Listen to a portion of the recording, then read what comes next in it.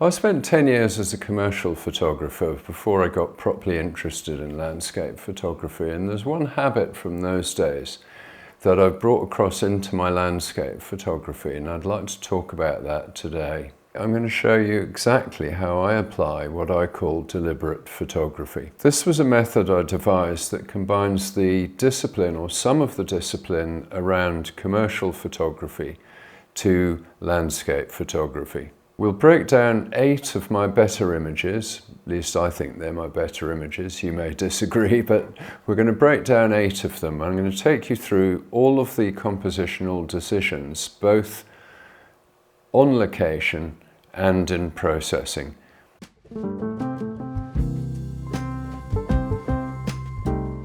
In commercial photography, every angle matters. Every pixel in every shot has got to earn its place in the picture.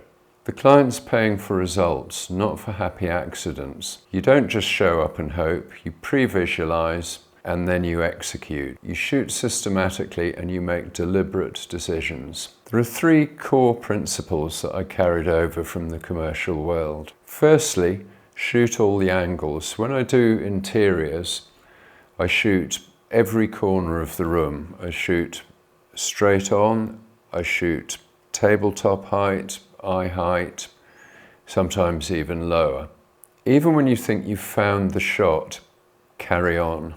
You never know what's going to come up in processing. Secondly, every element in the frame has got to contribute to the shot. It's got to contribute to the story, to the message, in exactly the same way as if you're doing commercial photography and selling a building, a car, a piece of cutlery.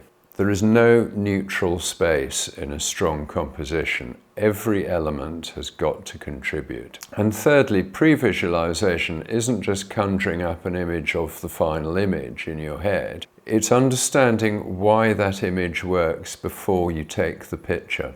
Let's have a look and see how this plays out in practice.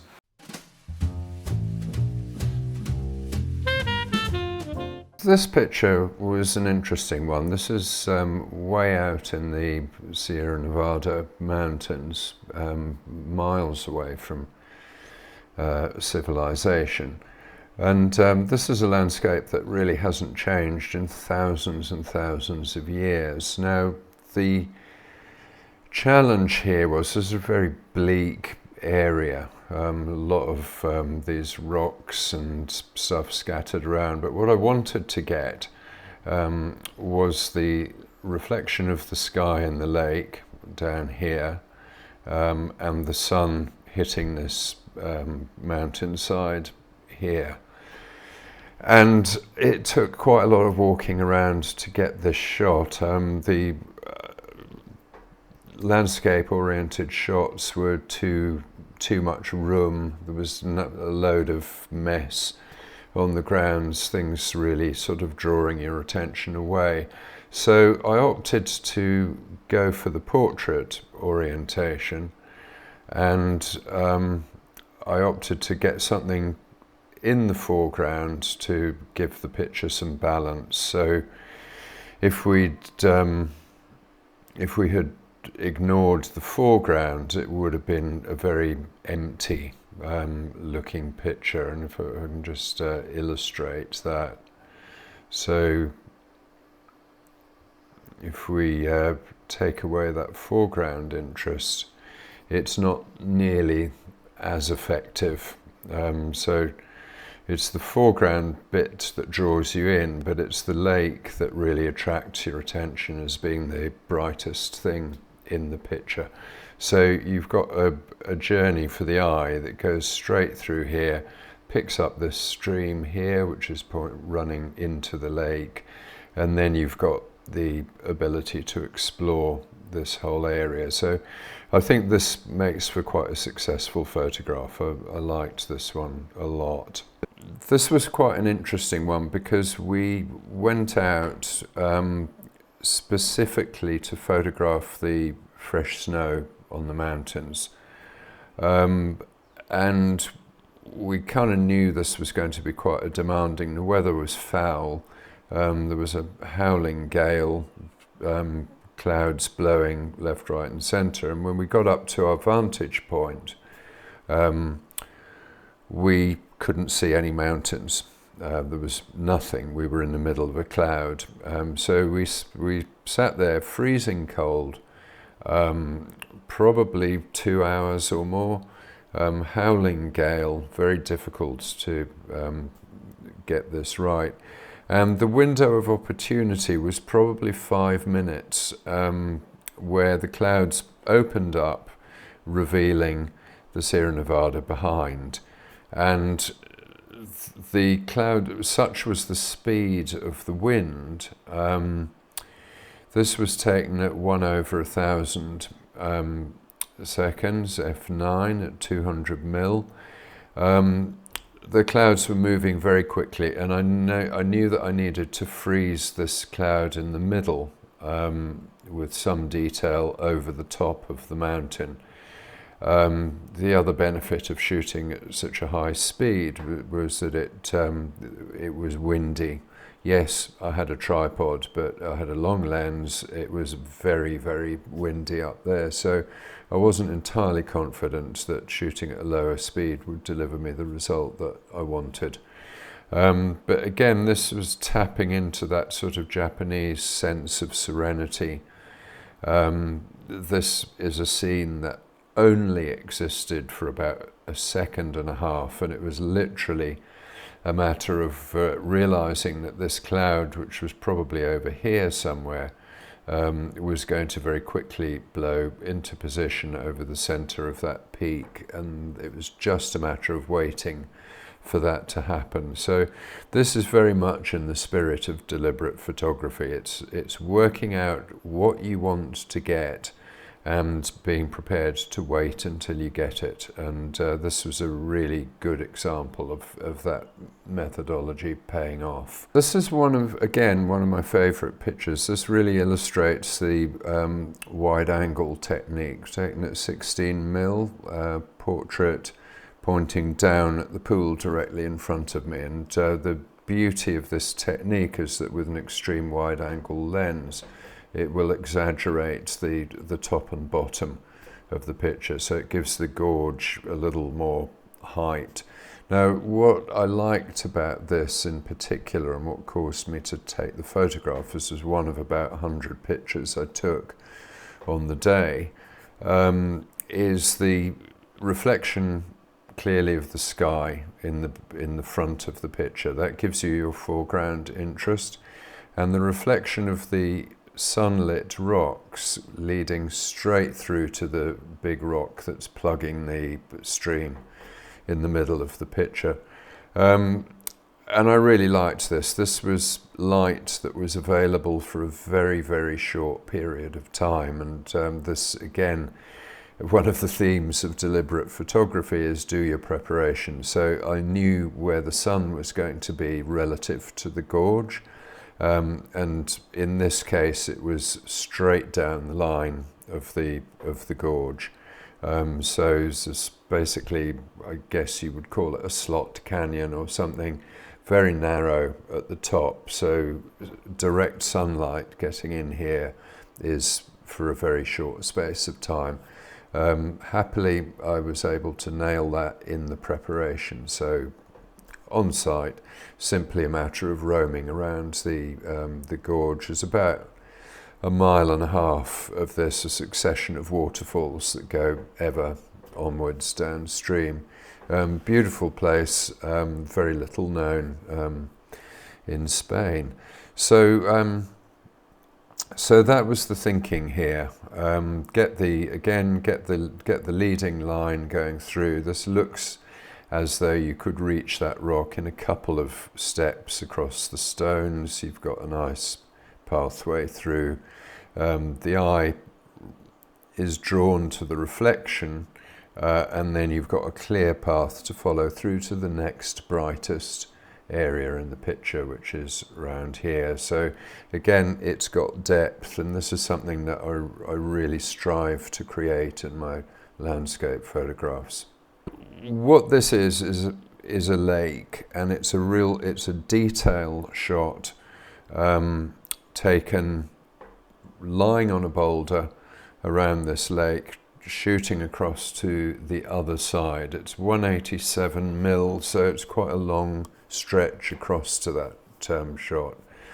Now, what I was doing here, I must have taken at least 50 pictures of the lake, and I wanted to get some detail and a reflection. And again, this is very much about being on your own in the hills. I mean, obviously I was with a small party of hikers, but I was very much in my own head, as it were, making these photographs.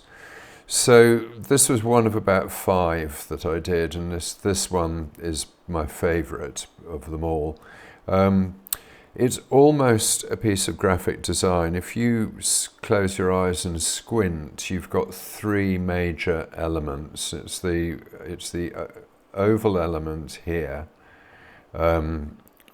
It's the element right in the middle of the picture with the rock protruding above the surface of the water, bang in the centre.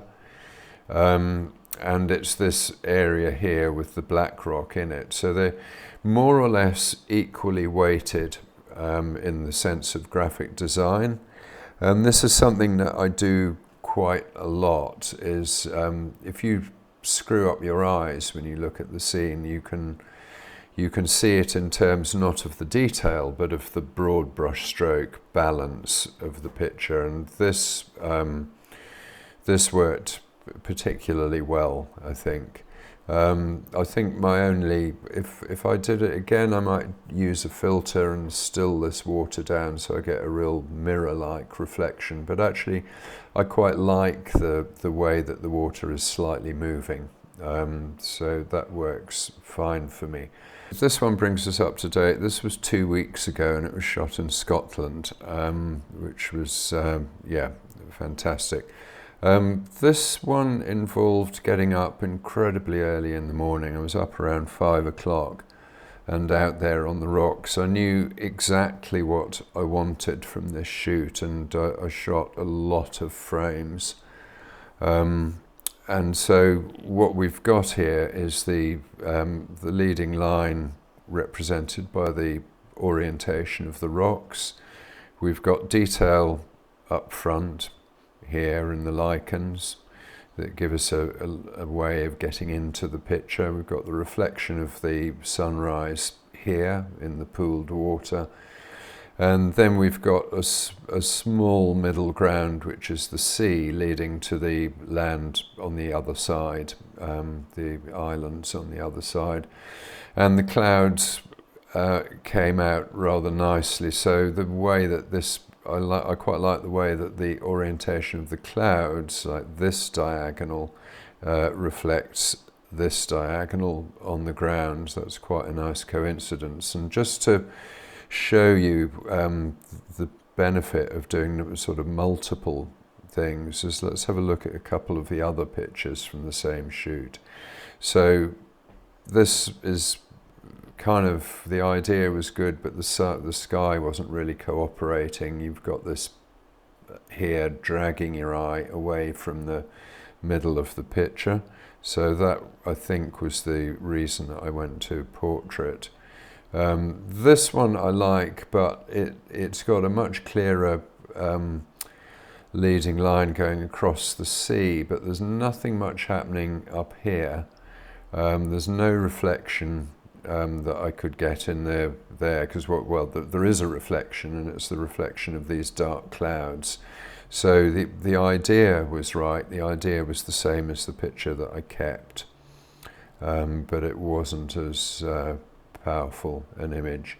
This was another one of the same location, and again the sky's not cooperating here. It's quite a dull sky. Beautiful colours. I like the way that the greens and the yellows play off against the blues up in the top of the picture, but for me this was the pick of the bunch, and the reason is twofold. It's the sky is cooperating. You've got the line going there and going here.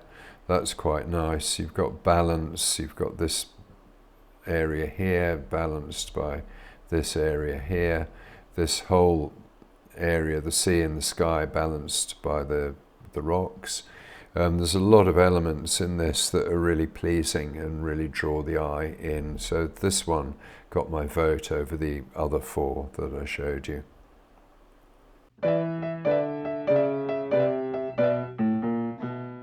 This is the systematic approach that I use. I'd call it the deliberate photography method. First phase is to survey the site. Now, this is before you even unpack your camera bag. Have a walk around, whether it's a commercial job, you might be shooting interiors, or whether it's a landscape photography job. Have a look around, see what the options are, see where the best viewpoints are, check it out thoroughly. Now, the first thing that jumps into your head is possibly the right answer, but possibly not. So always persevere with this step. So second step is what I call pre-visualization. Now this harks right back to the Ansel Adams method, in fact, but what visualization is about, or pre-visualization here, is about visualizing what the finished photograph is going to look like. Now, this means taking into account what the lighting conditions are. Is it in fact going to be better to come back on a different day? Do I need to do more preparation in terms of working out where the sun is, what the weather conditions are, so on and so forth? So this is pre-visualization, and it's not just about the camera, it's about processing as well. Third phase is what I call systematic shooting. It's not just me that calls it systematic shooting, it is basically shooting systematically. So what it involves is being fairly disciplined about how you approach the actual business of pressing the shutter. So determine what your aperture is going to be, what your depth of field is going to be, try different approaches. Try different vantage points, different heights. You can shoot from down low, shoot from up high. There is always a lot of variation that you can bring to the scene. Now, this again feeds into my first point. Sometimes the first photograph is going to be the right one. Many times it isn't. And often you're going to surprise yourself with what you get by trying different vantage points.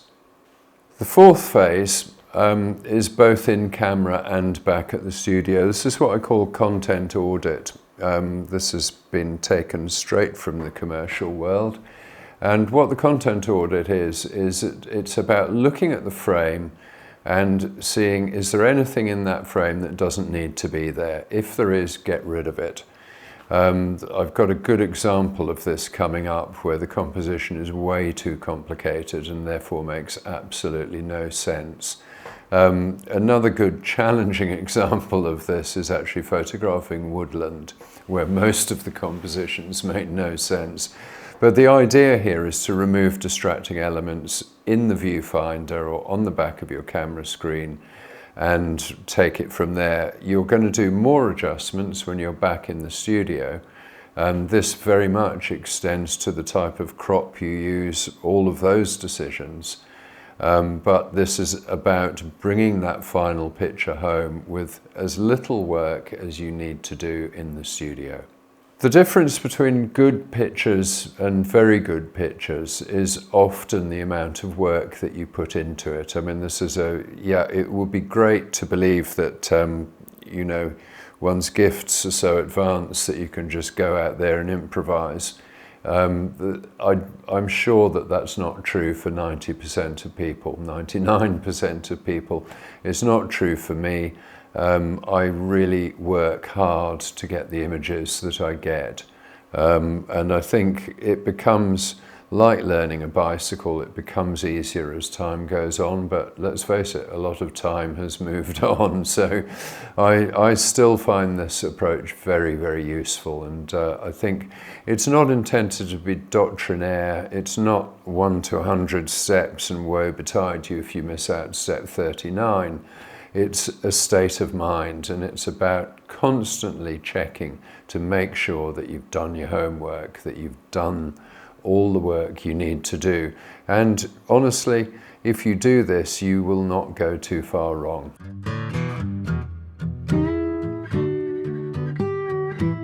Okay, in this section we're going to have a look at common mistakes that photographers make, compositional errors and so on. Now, I've looked at dozens of portfolios of people that I've mentored, people that I've taught, and I'm not going to use any of those examples. These are all my own work, for better or worse.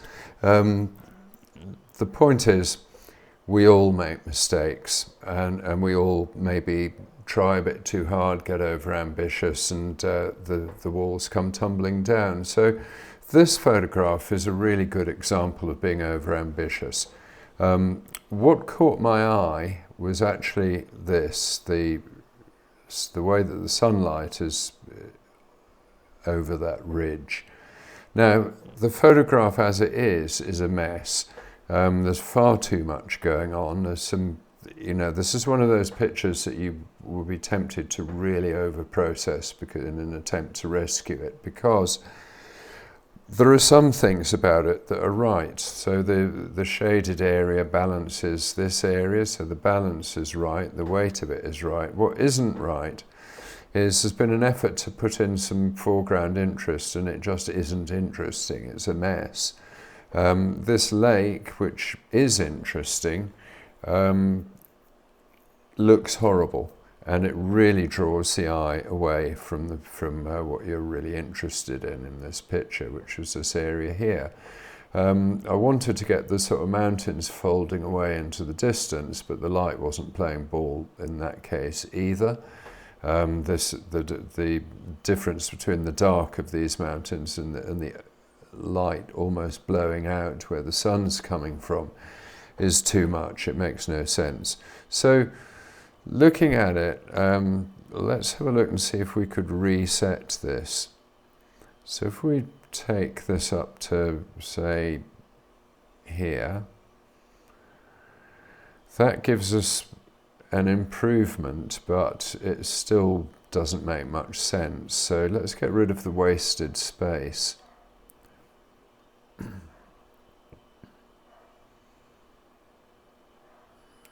Okay, that's a bit better. We can drag that slightly over there, and that's a massive improvement. Bear in mind this is a JPEG, so the definition's going to start going if I blow it up much further. I get much better definition working with the original file. But what we've got here looks like a much better composition, and that's a reflection of being over-ambitious and having too many elements in the picture, so it just draws your eye here, there and everywhere. This one's got a clear structure. You're drawn to this ridge and you can follow up through the valley to the folds of the mountains behind. Much better. Still not worth persevering with in my view, but it's a big improvement.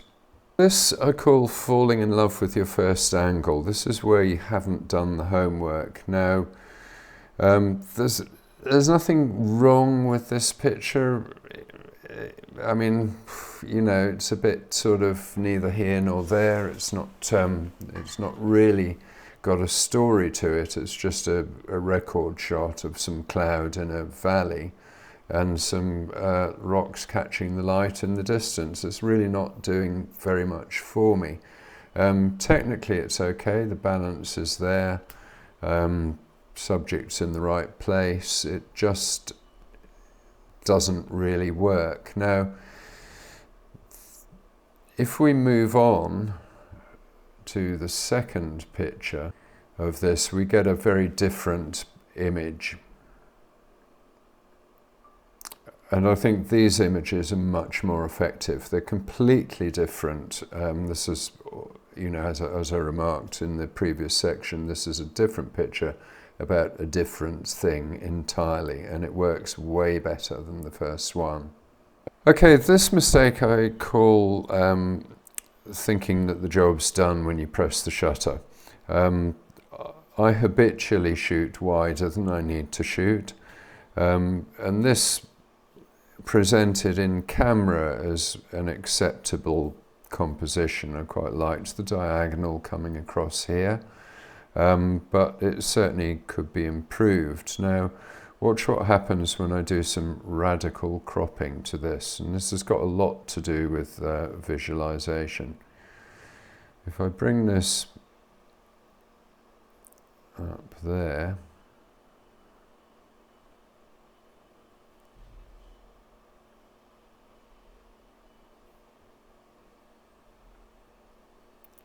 and bring this right to the edge there,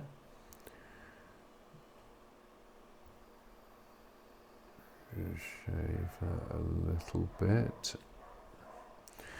Okay, we've suddenly got a completely different picture, and yes, it's a bit of a cliche, the coloured buildings and the reflections in the water, but it's not a bad example of that, and we can still tidy it up a little bit more.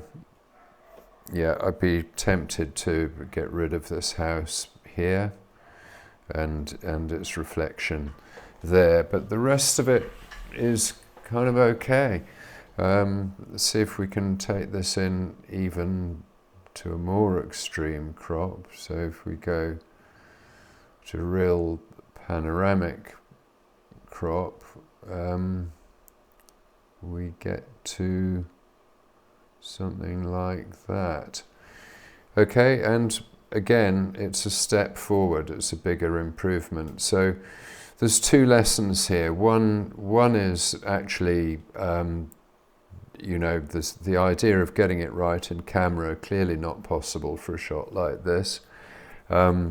Use your camera as a gathering device, data gathering device, and get the content that's going to end up in the finished shot. And don't be afraid to radically crop. This will get you a long way. Okay. This is a variant of the last mistake, so it's thinking you've got the job done when you've pressed the shutter. This is not done by any stretch of the imagination, and the reason is because if we add a bit of contrast to it, doesn't really help. That's really the subject of it, these standing stones. We want to bring out the sky. We can do a quick sky grab, and we can just drop the highlights in that sky down to give it a bit more definition. Still not really there. The key thing here is this actually wants to be black and white, and that's the image in black and white. And sometimes on this particular shoot, I must admit, I visualized these as black and white pictures right from the off. So the color photograph is an intermediate step on the way to black and white, but this was all about texture. It was all about rain, the threatening skies, and these, you know, very, very ancient standing stones. So I think there's an interesting point here, because it is part of the philosophy is to pre-visualize, and if that takes you to a place where black and white is in play, that's very good, because that's what you will produce. You'll go through the shoot, you'll go through the processing, and you will produce a black and white photograph. If you were more vague about it, you very possibly would have ended up with this shot, or this one, or this one. Okay, so, you know, they're record shots. They're not, they've got devoid of atmosphere. Okay, so it's really worth doing that extra step.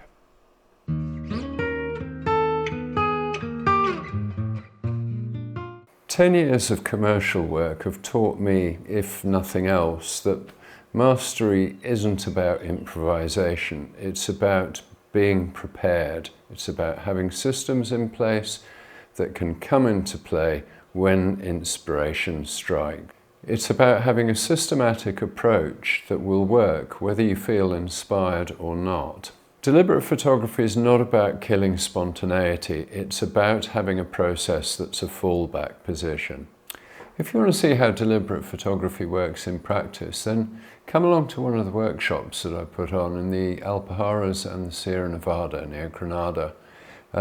Look for the 8 Peaks photography link in the description below and have a look at the website. We've got 4 trips scheduled so far for next year, 3 landscape photography and 1 street photography. So yeah, have a look, check it out. So that's my approach to composition, and if it seems system heavy, then so be it. For me, it's the result of a lot of years of commercial work, and it comes as second nature to me now. But there's an awful lot about photography that starts off as being very process driven.